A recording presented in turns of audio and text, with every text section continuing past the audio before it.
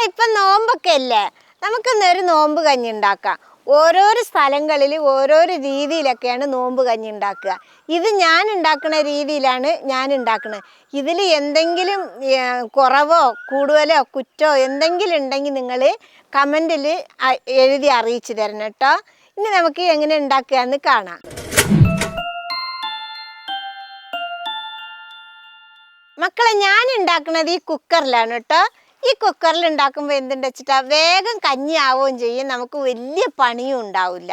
അതിനു വേണ്ടി ഞാൻ 250 ml കപ്പ് കൊണ്ട് 1 കപ്പ് അരി എടുത്ത് കഴുകി വൃത്തിയാക്കി വെച്ചിട്ടുണ്ട്. ഇത് നമുക്കിനി കുക്കറിലേക്ക് ഇട്ട് കൊടുക്കാം.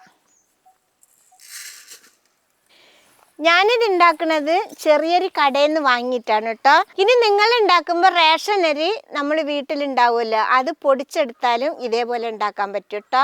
ഇനി ഞാനിതിലേക്ക് 2 ടേബിൾ സ്പൂൺ ആശാളി ഇട്ട് കൊടുക്കുകയാണ് കേട്ടോ. ഈ ആശാളി നമ്മുടെ ശരീരത്തിന് ക്ഷീണത്തിനും തണുപ്പിനൊക്കെ നല്ലതാട്ടോ. ഇത് എല്ലാ മരുന്ന് കടകളിലും കിട്ടും കേട്ടോ മക്കളെ. ഇനി നമുക്കിതിൻ്റെ കൂടെ 1 ടേബിൾ സ്പൂൺ ഉലുവയും കൂടി ഇട്ട് കൊടുക്കാം.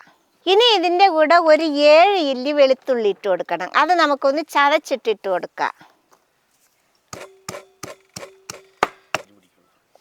ഈ വെളുത്തുള്ളിയൊക്കെ ചതച്ചിട്ടിട്ട് കൊടുത്താലാണ് അതിൻ്റെ രുചിയൊക്കെ നമുക്ക് അരിയിൽ പിടിച്ച് കിട്ടും കേട്ടോ.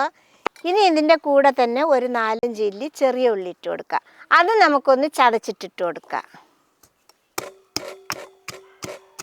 ചതച്ചിട്ടിടുമ്പോൾ എന്തുണ്ട് വെച്ചിട്ടാ അരിയുടെ കൂടെ ഇതും നല്ലപോലെ ഉടഞ്ഞു വരും, വെന്ത്.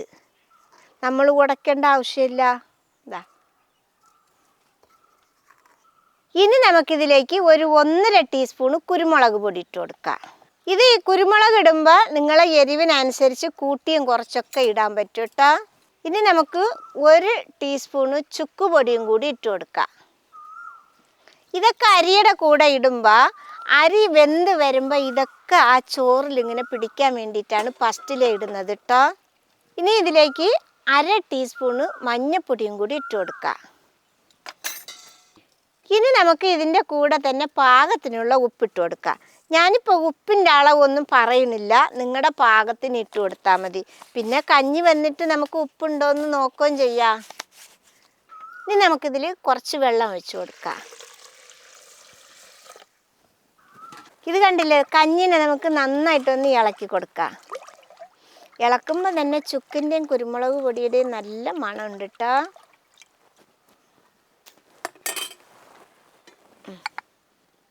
ഇനി നമുക്കിത് മൂടി വെച്ചിട്ട് ഒരു 7 വിസിലടുപ്പിക്കാം.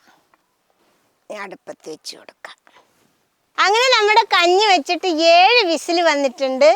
ഇനി നമുക്കിത് ഇറക്കി വെക്കാം. ഇനി അതിൻ്റെ പ്രഷറൊക്കെ ഒന്ന് കുറഞ്ഞു വരട്ടെ, അതുവരെ വെയിറ്റ് ചെയ്യാം. ഇത് കണ്ടില്ലേ മക്കളെ, നമ്മൾ അരിയൊക്കെ നന്നായിട്ട് വെന്ത് വന്നിട്ടുണ്ട്. ഇത് നമുക്കിനി നന്നായിട്ടൊന്ന് ഉടച്ചെടുക്കാം. ഞാനിപ്പോൾ അരിയിൽ ഉപ്പിട്ട് വേവിച്ചത് കൊണ്ട് വല്ലാതെ അങ്ങോട്ട് ഉടയില്ല. ഇനി നിങ്ങൾക്ക് നന്നായിട്ട് ഉടയണമെങ്കിൽ ഉപ്പ് ഇടുന്നത് അരി വെന്തതിന് ശേഷം നമ്മൾ തേങ്ങയൊക്കെ ഒഴിക്കുമല്ലോ, അന്നേരം ഉപ്പ് പാകത്തിന് ഇട്ടാൽ മതി കേട്ടോ. മക്കളെ, ഇനി നമുക്ക് അതിലേക്ക് വേണ്ട അരപ്പ് റെഡിയാക്കി എടുക്കാം. ഞാനിവിടെ ഒരു ചെറിയ ജാർ എടുത്ത് വെച്ചിട്ടുണ്ട്. അതിൽ നമുക്ക് 1/2 കപ്പ് തേങ്ങ ഇട്ട് കൊടുക്കാം. ഇനി അതിലേക്ക് നമുക്ക് ഒരിച്ചിരി ജീരകം ഇട്ട് കൊടുക്കണം.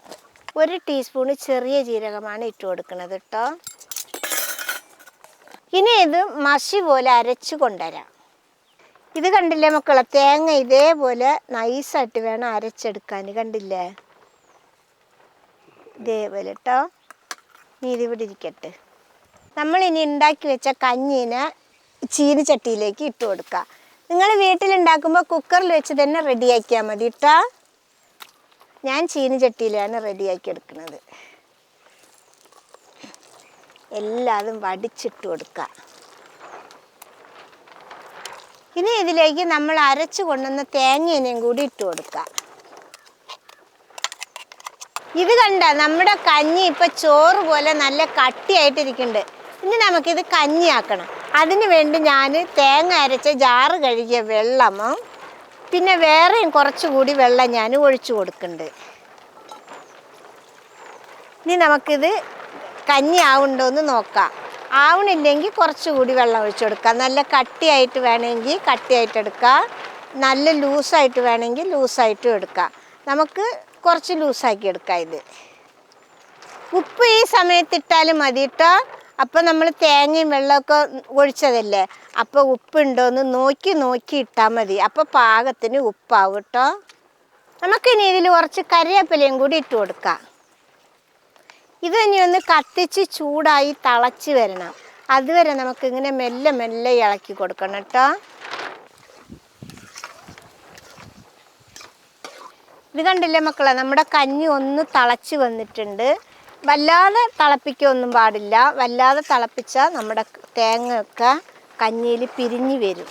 അതുകൊണ്ട് വല്ലാതെ തിളപ്പിക്കണ്ട. ഇനി നമുക്കിത് ഇറക്കി വെക്കാം. അങ്ങനെ നമ്മുടെ നോമ്പ് കഞ്ഞി അടിപൊളിയായിട്ട് റെഡി ആയിട്ടുണ്ട്. നമുക്ക് പാത്രത്തിലേക്ക് വിളമ്പാം.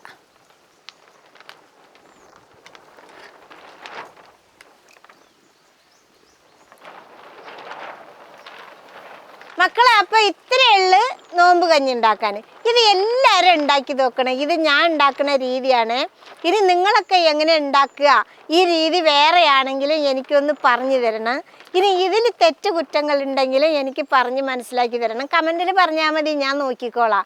അപ്പോൾ ഇത് എല്ലാവരും ഒരു പ്രാവശ്യമെങ്കിലും ഇതേപോലെ ഉണ്ടാക്കി നോക്കണം കേട്ടോ. അപ്പോൾ ഇഷ്ടപ്പെട്ടാൽ സബ്സ്ക്രൈബ് ചെയ്യുക, ലൈക്ക് ചെയ്യുക, കമൻറ്റ് ചെയ്യുക, ഷെയർ ചെയ്യുക. മക്കളെ ഫോളോ ചെയ്യാനും കൂടി മറക്കരുതേ.